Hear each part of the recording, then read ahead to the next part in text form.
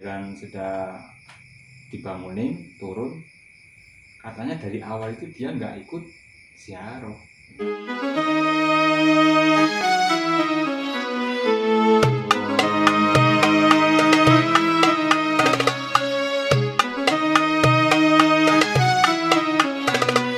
Warahmatullahi wabarakatuh. Waalaikumsalam warahmatullahi wabarakatuh. Semoga pada video kesempatan kali ini saya sedang bertamu ke rumah salah seorang teman saya, sahabat saya juga. Perkenalkan, namanya siapa? Perkenalkan, nama saya Muhammad Ibnu Hajar. Sering panggil Ibnu. Ibnu ya. Iya. Oke teman-teman, jadi pada video kesempatan kali ini kita akan membahas tentang seputar pengalaman-pengalaman kita yang sudah pernah kita jalani. Terutama kita sebagai pencinta para habaib dan juga pencinta para wali-wali, kita juga disunahkan untuk menziarahi ataupun mengunjungi makam-makam para waliullah terdahulu ya teman-teman. Karena dengan kita berziarah, selain kita mendapatkan pelajaran daripada sejarah waktu para waliullah tersebut hidup, kita juga mendapatkan barokah daripada kita berziarah juga. Oke teman-teman sekalian, di sebelah saya sudah ada Mas Ibnu Hajar. Beliau juga sering sekali berziarah ke makam-makam para waliullah dan juga para nenek moyang kita ya tentunya. Jadi banyak sekali pengalaman-pengalaman yang bisa kita ambil dari apa yang sudah teman kita lalui ya teman-teman. Jadi untuk waktu dan tempatnya saya persilahkan, barangkali Mas Ibnu Hajar punya pengalaman-pengalaman yang dapat dibagikan ke teman-teman sekalian, yang tentunya semoga mendapatkan manfaat daripada pengalaman-pengalaman yang Mas lalui. Terima kasih dari saudara Syafik. Sebelumnya ini hanya berbicara tentang pengalaman ya Mas ya. Ya. Setidaknya kan ya namanya pengalaman itu kan yang yang dijalani atau yang dilewati oleh peristiwa orang tersebut kan. Ya. Langsung gitu dan secara realita, bukan hanya katanya kan. Ya. Gitu. Jadi memang benar-benar yang kita lalui. Benar-benar yang kita lalui ya. Bukan hanya omong kosong gitu. Dan juga kan yang namanya ziarah itu dimanapun itu memang semuanya ada tata cara, adab dan lain sebagainya. Ya. Dan itu akan membuktikan ketika setiap orang itu ketika ziarah dan tempat yang mau diziarahin itu seperti punya ada chemistry, kecocokan gitu. Kecocokan. Ya. Contohnya kita ketika mau bermain atau ziarah itu kan aslinya bersilaturahmi kepada atau bermain ke rumah orang yang mau dituju, itu berziarah. Nah di situ kan kalau kita mau main, aduh kak, caranya telepon dulu, ya. Mencari isyarat, apakah ada di rumah atau enggak. Gitu. Kalau ada, ya udah kita pergi main. Ya, itu caranya kayak gitu. Itu salah satu tata cara ketika mau berziarah. Itu ada sarannya tersendiri kan. Betul sekali. Nah, ketika mau ziarah kita salam dulu mau ke ziarah makam siapa. Nah, diawali dari rumah, diniatkan. Dan itu memang pengalaman dari saya itu, kalau memang benar-benar niatnya bagus, bersih, sampai ke tujuan. Sampai ke tujuan. Karena yang sering saya alami, saya berserta rombongan. Misalkan saya yang mau membawa rombongan saya, orang berlima kan. Ya. Ketika mau ziarah, nah itu di antara 5 orang itu, ketika ada yang benar-benar niatnya, mungkin ada yang ziarah itu mau mengambil sesuatu, barang-barang itu, ya intinya ada yang nggak benar seperti itu ya. Nah betul. Entah meminta maaf, mungkin nomor-nomor togel seperti itu. Salah satunya, intinya yang niatnya kurang bagus lah, yang tidak sesuai dengan jalur atau jalan. Ketika kita mau ke tempat tujuan, ya yang niatnya itu lurus-lurus aja sampai. Nah, ketika dihitung pun sama. Nah, ketika sudah melakukan ziarah, mungkin setelah melakukan salam pada hari kubur dan lain sebagainya, nah, setelah selesai doa, ketika akan pulang, kok oh si anak si A ini kemana. Maksudnya hilang seperti itu. Iya, hilang tanpa sepengetahuan rombongan. Oh, Nah itu satu, itu karena niatnya nggak benar. karena gitu. salah satu niat yang nggak benar. Terus juga dari hadas, karena dia kan sudah dikasih saran Ya, waktu itu harus saya bersuci terlebih dahulu. yang mau ikut rombongan saya jam segini standby, sudah wudhu semua sudah. Nah ngaku wis kabeh kan. Nah setelah ternyata 2 hari nggak ketemu, tahu-taunya hilang. Ketemunya di dalam koper atau rak-rakan baju.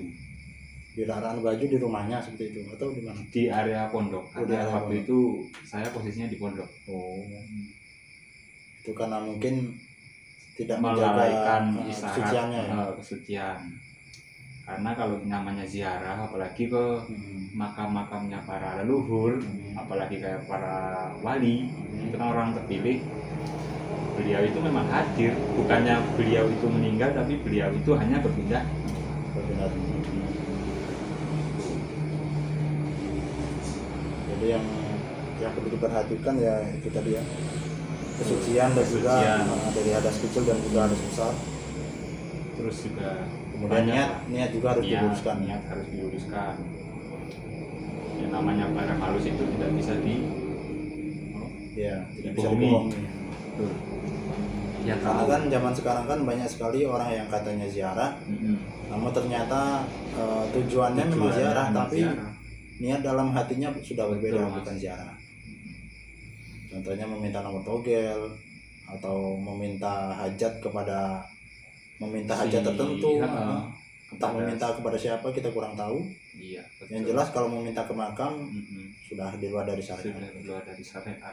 Karena yang tahu niat dan tujuan itu hanya yang si Maha pelaku. Kuasa atau sama orang tersebut. tersebut. Kita nggak bisa membaca hati orang lain kecuali itu khusus kan. Ya.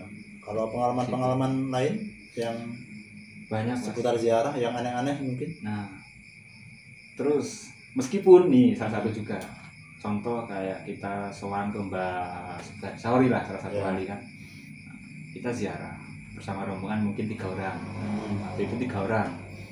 Ketika biasa melantunkan salam, assalamualaikum ya ahli kubur, assalamualaikum Mbah, ya Mbak Sauri dan lain sebagainya kan. Nah, aman. Begitu langsung ke masuk tahlil yasin. Nah, setelah membacakan kalimat thayyibah, Ya. nah setelah baca yasin itu kalimat thayyibah, ada sesuatu yang ganjal, bumi ini digoncang, Seperti gempa seperti Hmm. itu. kunci, pokoknya gonjang ganjing lah bahasanya. Gonjang ganjing. Itu terasa semua bertiga. Terasa semua bertiga. Nah, dilanjut, hampir itu sesama teman saling menyalahkan. Ini gara-gara siapa? Ini gara-gara siapa? Kamu tadi ini ya, batal ya ini, jangan juga kepalanya cecok. Waktu itu cecok. Nah, karena kita yang intinya semuanya itu panik. Ya. Berarti Semuanya ada kesalahan panik. di antara Nah, bertiga. ada kesalahan karena emang yang diziarahin bukan sembarang makam kan. Ya.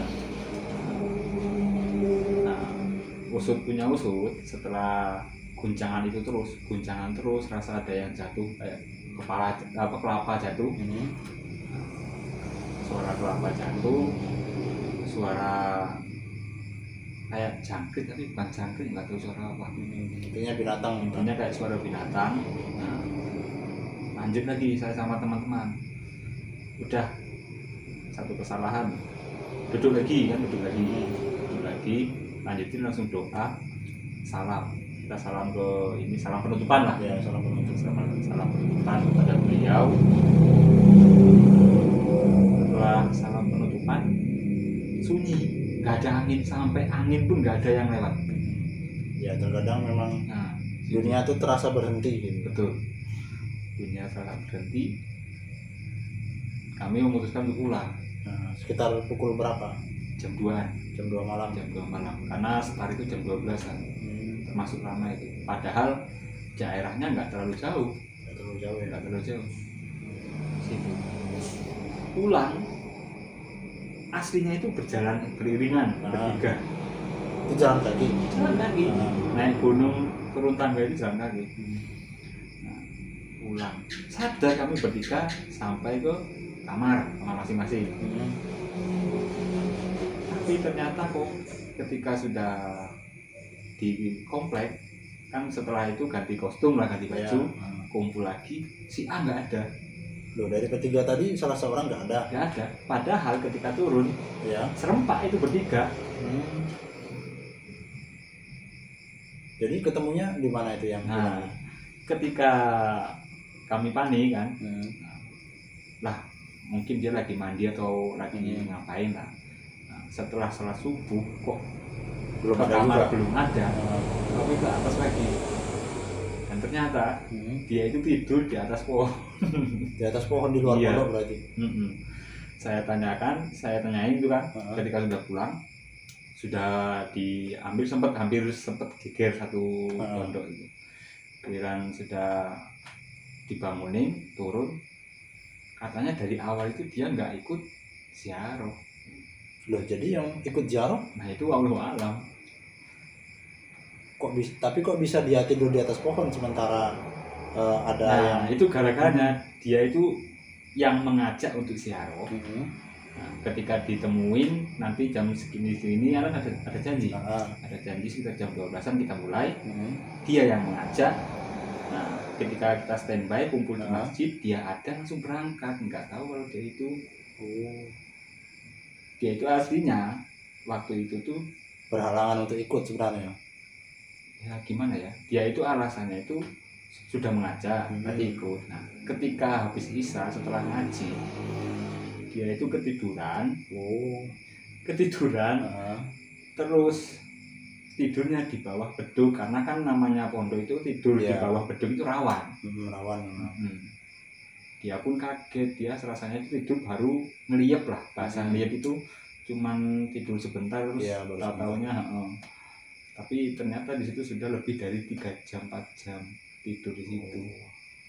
Nah, jadi karena kesalahan dia ketiduran tadi, ditegur secara halus oleh mungkin penghuni masjid situ dan daerah sekitar.